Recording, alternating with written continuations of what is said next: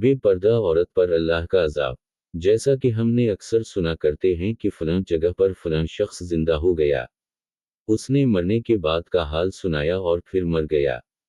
उसे कसम का अज़ाब कब्र से मुताल्लिक़ एक वाक़या गिलगित में पेश आया, जिसके बारे में बताते हैं कि एक शख्स कब्रिस्तान के पास से गुजर रहा था कि उसने किसी कब्र से ये आवाज़ सुनी कि मुझे निकालो, मैं जिंदा हूँ।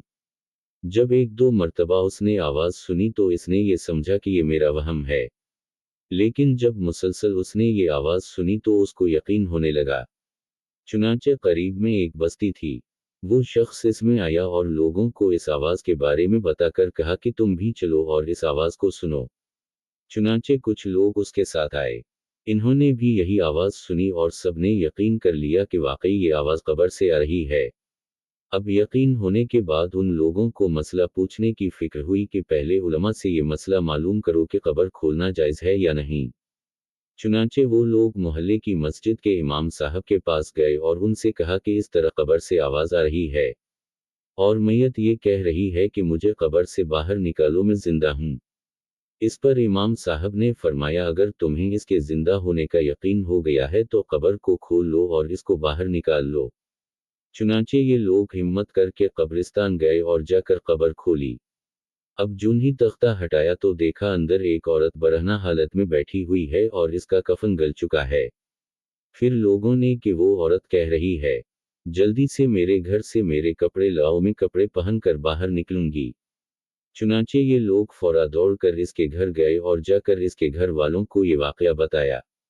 इसके कपड़े चादर वगैरह लेकर आए और ला कर के अंदर फेंक दिए। इस औरत ने उन कपड़ों को पहना और चादर अपने ऊपर डाली। फिर तेजी से बिजली की तरह अपने कब्र से निकली और दौड़ती हुई अपने घर की तरफ भाग गई। घर जाकर इस औरत ने एक कमरे में छपकर अंदर से कुंडी लगा ली। अब जो लोग कब्रिस्तान आए थे दौड़कर इसके घर पहुंचे। उनको वहां जाकर मालूम हुआ कि इसने अपने कमरे के अंदर से कुंडी लगा रखी है। इन लोगों ने दस्तक दी कि कुंडी खोलो। अंदर से इस औरत ने जवाब दिया, मैं कुंडी तो खोल दूंगी लेकिन कमरे के अंदर वो शख्स दाखिल हो जिसके अंदर मुझे देखने की ताब हो। इसलिए कि उस वक्त मेरी हालत ऐसी है कि हर आदमी मुझे देखकर बर्दाश्त नहीं कर सकेगा। लिहाजा कोई दिल गुर्दे वाला शख्स अंदर आए और आकर मेरी हालत देखे। अब सब लोग अंदर जाने से डर रहे थे मगर दो चार आदमी जो मजबूत दिल वाले थे, इन्होंने कहा कि तुम कुंडी खोलो, हम अंदर आएंगे।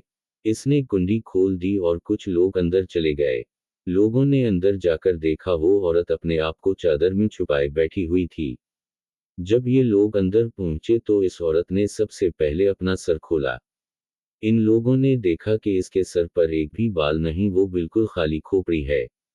ना इस पर बाल है ना खाल है, सिर्फ खाली हड्डी हड्डी है। लोगों ने इससे पूछा, तेरे बाल कहाँ गए? इस औरत ने जवाब दिया कि जब मैं जिंदा थी तो नंगे सर घर से बाहर निकला करती थी।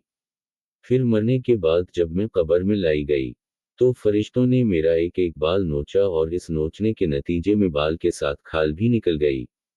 अब मेरे सर पर ना बाल हैं ना खाल हैं। इसके बाद इस औरत ने अपना मुंह से कपड़ा हटाया। जब लोगों ने इसका मुंह देखा तो इतना खौफनाक हो चुका था कि सिवाय दांतों के कुछ नजर नहीं आया। ना ऊपर का होंठ मौजूद था ना नीचे का होंठ मौजूद था, बल्कि 32 के 32 दांत सामने जुड़े हुए नजर आ रहे थे। सोचे अगर किसी इंसान के सिर्फ दांत ही दांत नजर आए तो कितना डर और खौफ मालूम होता है। अब इन लोगों ने इस औरत से पूछा, तेरे होंठ कहाँ गए? इस औरत ने जवाब दिया, मैं अपने होंठों पर लिपस्टिक लगाकर नामुहर्रम मर्दों के सामने जाया करती थी। इसकी सजा में मेरे होंठ काट लिए गए, इसलिए अब मेरे चेहरे पर होंठ नहीं हैं। फिर इस औरत ने अपने हाथ और पैरों की उंगलियां खोली। लोगों ने देखा कि इसके हाथ और पैरों की उंगलियों में एक भी नाखून नहीं था, तमाम उंगलियों के नाखून गायब थे। इससे पूछा, तेरी उंगलियों के नाखून कहाँ गए? इस औरत ने जवाब दिया, नाखून पालिश लगाने की वजह से मेरा एक एक नाखून खींच लिया गया।